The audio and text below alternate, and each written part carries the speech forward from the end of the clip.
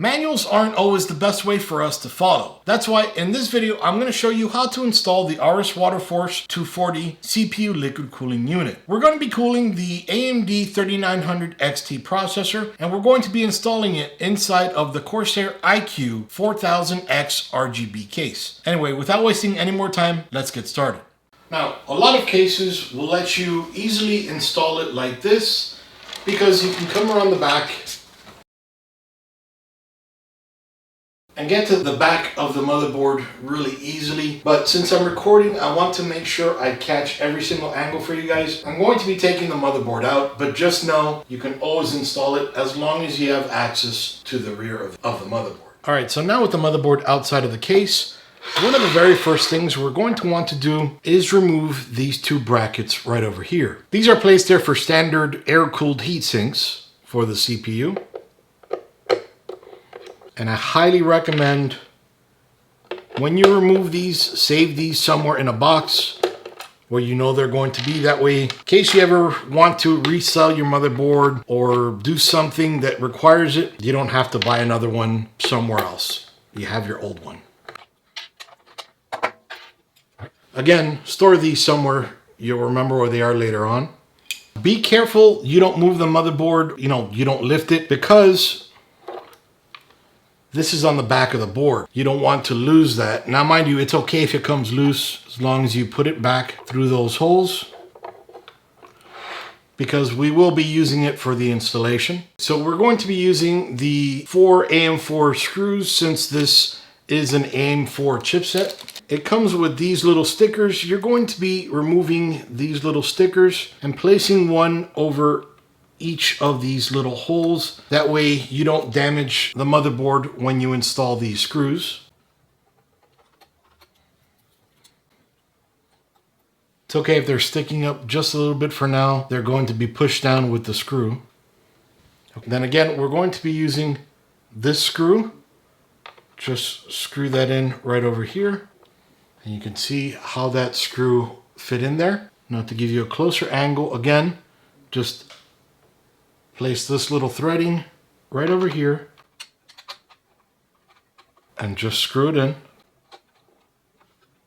You're only going to be using your fingertips, so you won't be screwing it in too hard. Now we have all 4 screwed in. Now you could use whichever you like, but I'm going to be using the thermal paste that the Aorus Waterforce 240 brought. Since I will be using the unit and reviewing it, I want to show you just how good or bad it is. So just right in the center, I like to place a little bit like a little bit larger than a pea. Everybody has their own method, and I just pull it back to suck the excess back in, and I close it up. You never know when you may need it again. All right, so now that we have that done, I'm going to put the board aside just for right now. Something I should have done a little bit earlier, but that's okay, is I want to go ahead and put the fans on the radiator. Now, I'm going to be putting them like this right here. Up here is going to be on the top of the case, the ceiling of the case. Now, I'm putting it like this because this is sucking air in from the system out through the radiator and exhausting it through the top of the system. So, and for the most part, it's going to be cool air because there is cool air coming in from the front of the system. A very cool thing this liquid cooling unit has is these fans, not only do they have all their cables and everything, but they have these grooves that you can actually fit these cables through. So for example, we're going to have the radiator back here, and then we're going to have these extra cables that come from the radiator. Okay, so this is 2 PWM fan headers connecting to here, and then this is a pass-through for an ARGB connection. So the cool thing about these fans, as I showed you a second ago, is the cables could come in through here, and then we can attach another one, and then those cables could be fed through here, out through here, and then the other cables will work as a pass-through. Since we are putting it this way, I'm going to go ahead and mount it like this. Now again, you'll notice right over here, the little arrow pointing up, just the way I showed you. This way, it's sucking the cool air through here, exhausting it through here where you see the frame. And then again, we're going to be putting it this way. So the way I'm going to set it is just like this.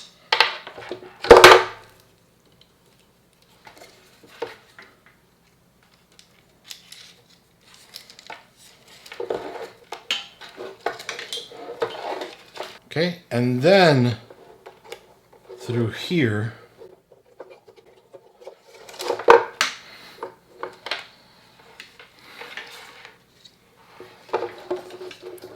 okay, then it's going to be just like this. So now in the baggie, or one of the baggies, it brings 8 fan screws. So you can do a push-pull, you know, putting some fans up here towards the top, but you will need to purchase additional screws. So I like to do it first with my fingertips.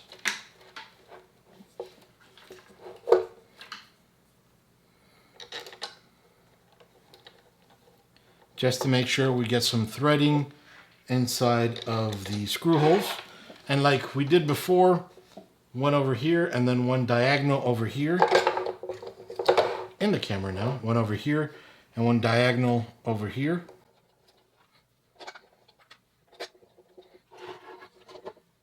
And then same over here.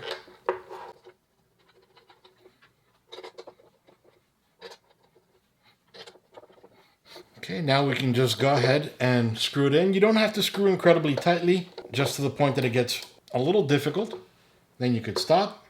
The cool thing is, both on this side and on this side, there are rubber pads to keep it from vibrating and causing noise. All right, so just sliding all the cables right in the back here. Out of sight, out of mind. Perfect. So now on the inside of the system, you won't see anything. Okay, now the cool thing, and I have to slide this back out. Okay, now again, as I mentioned before, it has these 2 PWM headers and then this single ARGB connection. So what we do is we'll grab both of the fans, just plug them in here. Now, if you have a push-pull configuration, you will have to deal with a few extra cables connecting to your motherboard, or you can just buy a splitter. Okay, and then over here, what you do is you'll grab one, connect that, then you take off this little connection right over here, and then you connect this one right over here, and then this one, the very end, then you could put that little cap on there, that way it doesn't ground off anywhere inside of the case.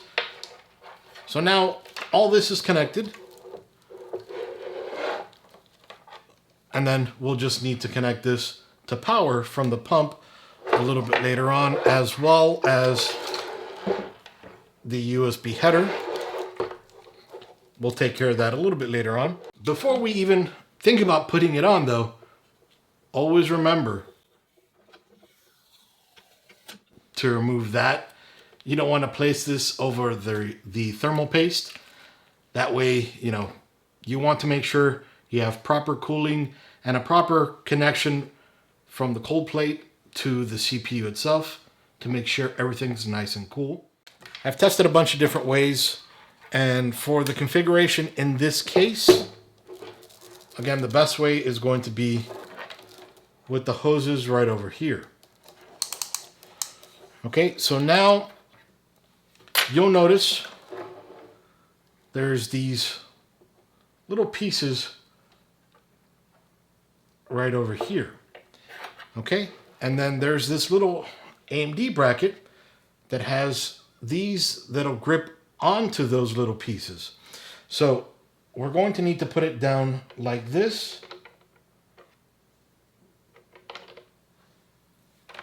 So what we're going to need to do is just line it up so that this is perfectly like this, and your hoses are right over here. So what you'll do is slide it to the side a little bit, push down, then it kind of clicks in place when you turn it back over. And then, okay, so it's going to go towards the upper or closer to the pump itself. Then you can just push it in, push it down. That's going to go ahead and spread that thermal paste. Now you don't have to do it too much, since when we screw it in, it's going to go ahead and spread that paste all the way for us. So you're going to go ahead and grab these little guys. 4 of them come in the package. And like we've done before with all the screws, just go ahead, screw this in so that there's some threading. And then diagonally from there, we'll go ahead and screw this in so that there's some threading. And now we'll go ahead and take care of this guy. And last but not least, RAM might be in the way, but you understand this is the 4th. Okay, now with that one in, we can go ahead and screw all of them in nicely. Now we don't need to go incredibly tight. Notice I did diagonal again, just to the point that when you're screwing it in lightly, you feel like that you can't really go anymore. Then you can just stop. There is no magic number how many turns. All right, so now the way we have it, remember, we're going to need to plug this in to a USB header. So we can just, for example, on this board, every board is going to be different. Just plug it in right over here and we have it. So the way I'm going to do it is I'm going to slide it in through one of the holes on the top of the case, slide it behind the case, and then come up through down here and then plug it right over here. So I'm going to go ahead, put the board inside of the case. As it is, we have the ability to, the way it is right now, to put the radiator right here, and you move it around a little bit. We have the ability to either put it up here. Maybe we might want to change the direction of the hoses.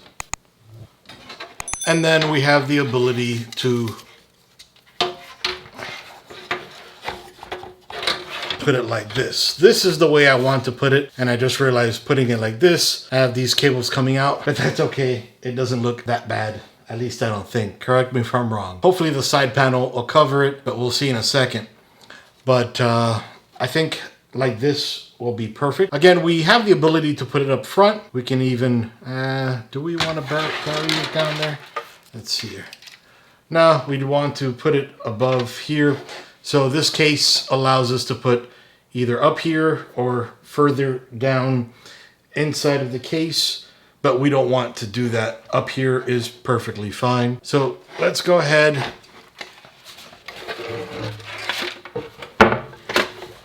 Layer down and get started. Okay, so now with the radiator like this, we'll go ahead and use 8 of the 16 radiator screws, and then we'll use the washers as well. So, makes sense, but I just want to make sure I show that. We'll go ahead and just fit that washer into the screw.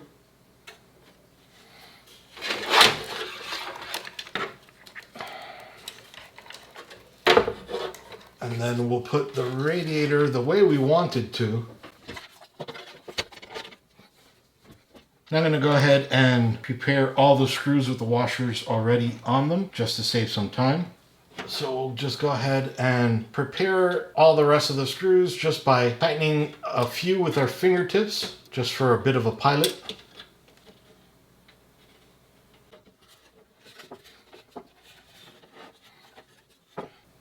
And the way I'm doing it so that the tubing doesn't look so odd is I'm sliding the radiator to the furthest back this will go, and you'll see why in a second. And actually, yeah, we'll do it a little bit less than all the way back because I want to make sure we get every single hole.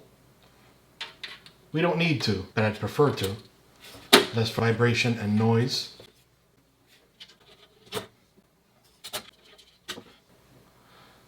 Almost missed this screw over here. Now that we have it the way we want it, just with your finger push so that it goes completely one way. That way it doesn't settle as you're screwing it in. Okay, so one over here, one over here. Without beast mode, of course. And then you can just screw in all the rest.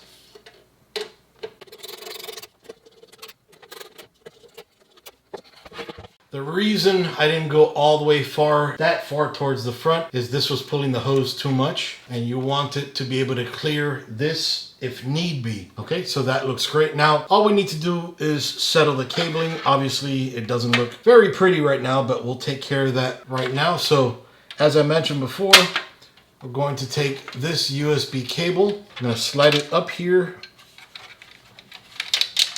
where the 8-pin CPU cable was. Or is, and then sliding it back under here. See that right there? So now we'll just connect that to USB. All right, all set there. Okay, then we have the SATA power connection. We can slide that up to the same spot right over here, where the CPU, the two 8-pin CPU EPS power connections went. And we can make that look pretty a little bit later on. I'm not so concerned about making it look pretty. I want it to work. So we see right over here. We might need to grab a cable to bring it out over here, but not a big issue. Then we have this big jumble of cables. So now what we're going to do is just put them all together since they are all attached. And I'm going to go ahead and slide them through this hole up here, right up there, and then pull it out through the back of the case.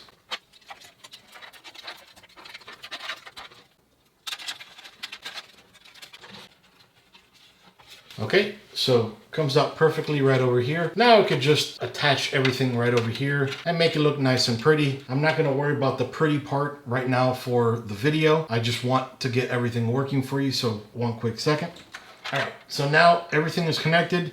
We have the USB, SATA power, then all the cables right over here. So give me one quick sec. I'm gonna make it look pretty and I'll be right back. All right, so for the most part, it's done. Maybe I need a little bit more light to be able to tell. It's kind of late. So now what I'm going to do is gonna go ahead, connect power, video, everything. I'm gonna get this started and then I'm gonna show you everything operating. Now, if you're like me, one thing is bothering you a ton right now. I'm not gonna point it out just yet because it's really bothering me, but I wanna fix it while it's operating. So one quick sec. All right, so I'm gonna be turning her on for the first time. And then screen recording.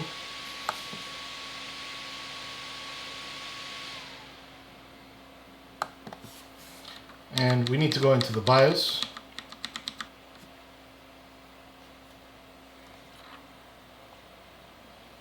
There we go. Kind of scared me, nothing was spinning.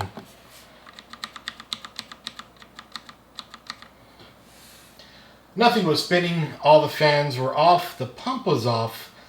Now you can see the pump has some light on it. You saw it a minute ago, everything was off. So I kind of panicked.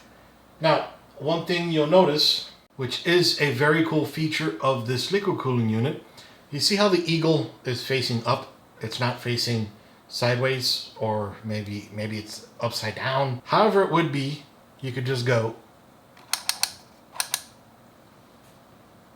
I think that is one of the coolest things. You don't have to deal with it facing one way. You can face it the way you want to. Now, I know that's just cosmetic, but it bothers me. But now it doesn't bother me anymore. All right, so now that we're in Windows, we're going to go ahead and open up a browser. It's a fresh install, so all I have right now is Edge. We'll go to Products, Thermal Solutions. Under Thermal Solutions, we'll select Aurous, and we'll select Aorus Waterforce 240. and then we'll select support. Now there is a bit of a trick because this is a brand new unit. It's not officially out for sale just yet, though it may be at the time of this release of the video. But when you select all and you select Windows 11, there's only RGB Fusion and firmware. So I've already downloaded both of these guys. Now the trick is, even though we're in 11, we go to Windows 10 and we have to download Aorus engine to install. So we'll go ahead and close out of here. We'll go into downloads and we'll go ahead and install first off the Aorus engine, which is VGA utility Aorus setup. Next, create desktop and install. And then we'll unselect that for right now and click finish. And then we'll go into RGB Fusion, copy this out here, and then copy it outside like we did for the engine. And then we'll go ahead and install it. Then afterwards, we'll go ahead and open up the firmware, Aorus Waterforce F1.4, and extract it the same way. And then we'll delete 280 and 360 because we don't have those. We don't want to run them by mistake.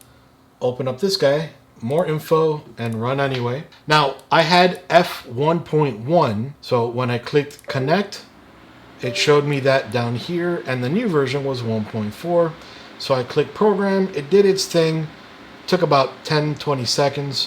While it did not ask me to restart, I did anyway, just in case.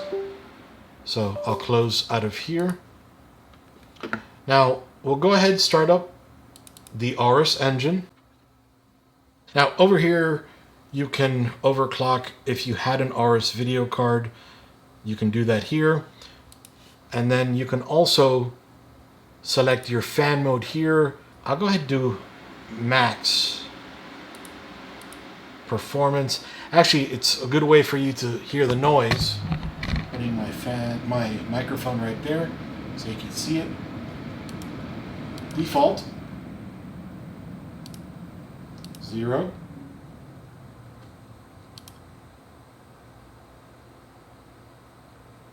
Which turns it off.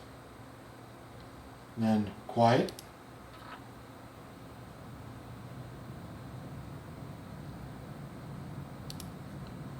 Balanced.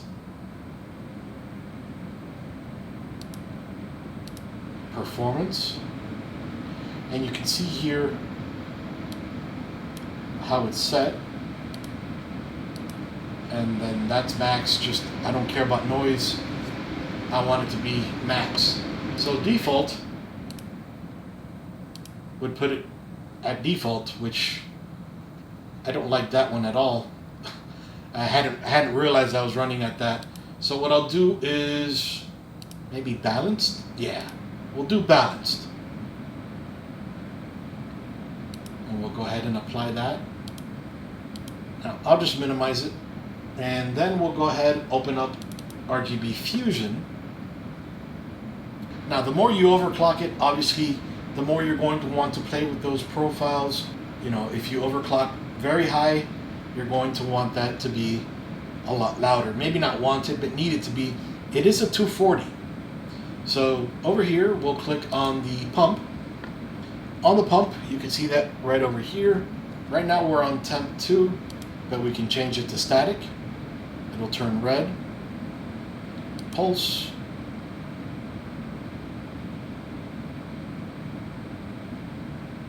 And then, of course, we'll go through everything. I prefer temp 2, and I'll show you in a second why I prefer that. But then also, if we wanted to, we could change the color of our fans. Right now they're cycling through all the colors, as you can see here. Cycle off, but maybe we want a gradient. Okay, so you can see how that works. I'm going to come back here to the pump because it selects it for both. I don't like that too much.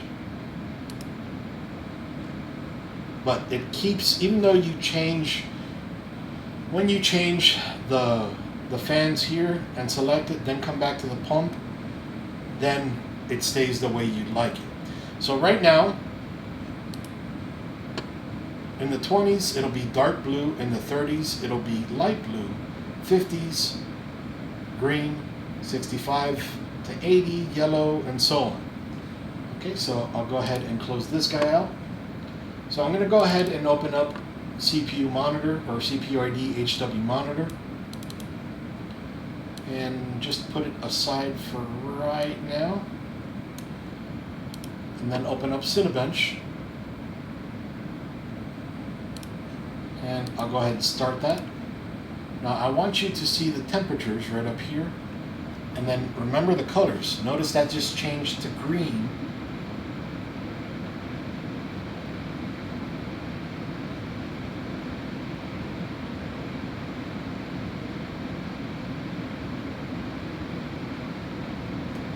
Maybe it'll turn yellow. Now mind you, I have the side panel off, so I will put that back on.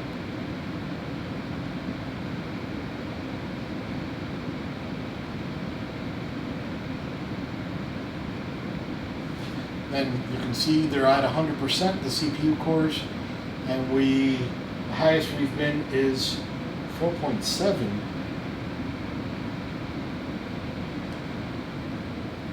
Now, that could be maybe Ryzen Master isn't running. Thought I said it. I did. Maybe I should bump it up.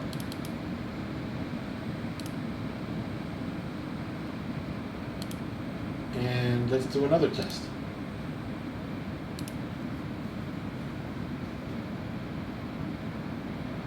So remember, we set it to 4.3. It's up to 4.2 or 4299. It's essentially 4.3. 100% CPU package. Now you see that just turned to yellow, from green to yellow.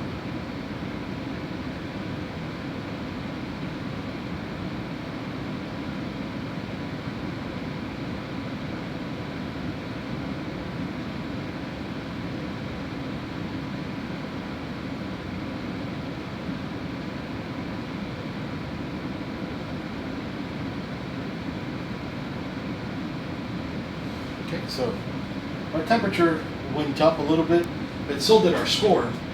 Now I'm going to go ahead and put the side panel back on.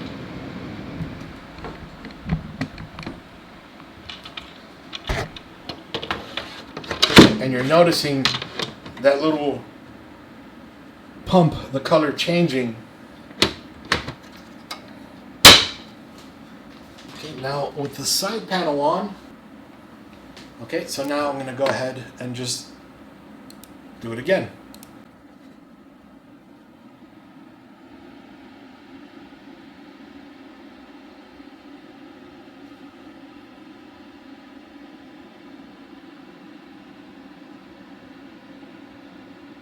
So the Aorus Waterforce 240 is a 240 millimeter radiator, so you're not going to be able to get, incredibly high overclocks like you can on a 360, a 280, or a 420. But as you saw here, with the different performance levels, especially, which actually I just discovered this very last roll, I found the performance to be actually pretty awesome for what it is. I like the fact that the pump changes colors to tell you the temperature. Mind you, it doesn't give you digits. That would probably be the X, but the colors at least let you know, hey, it's around this area. So sometimes you might have to remember, like, is green good?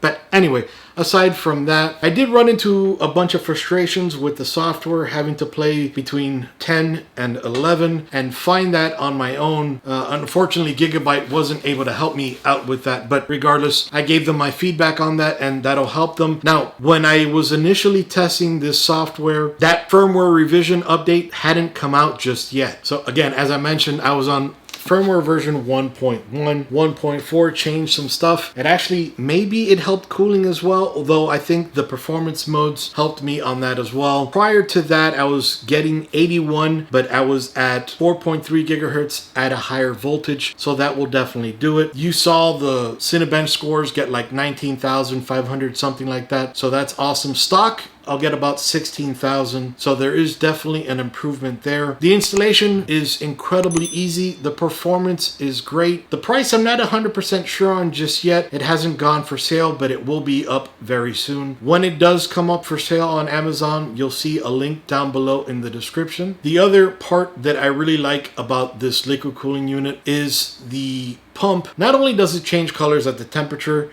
but you don't set it and you gotta live with it. You can click, click, click, click, click, turn it, and you can turn it the way you want to. And I think that is an awesome feature.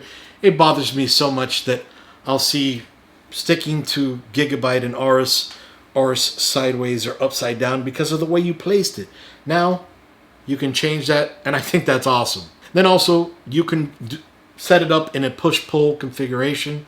So that's another great thing. Now, mind you, that isn't unique. You can do that with a lot of stuff, but the unique parts to me would be the fact that you can move it, click, click, click, rather than taking a cap off and putting it on. And then also the fact that it tells you the temperature based off of color, not off of number. So let me know what you think down in the comments below. This is the installation video and a bit of a review so far on my experience with the unit. Let me know what you think down in the comments below. What do you think about the overall performance? Let me know anything and everything you think about this unit down below. This is Iggy with ThisBytesForYou out. See you guys.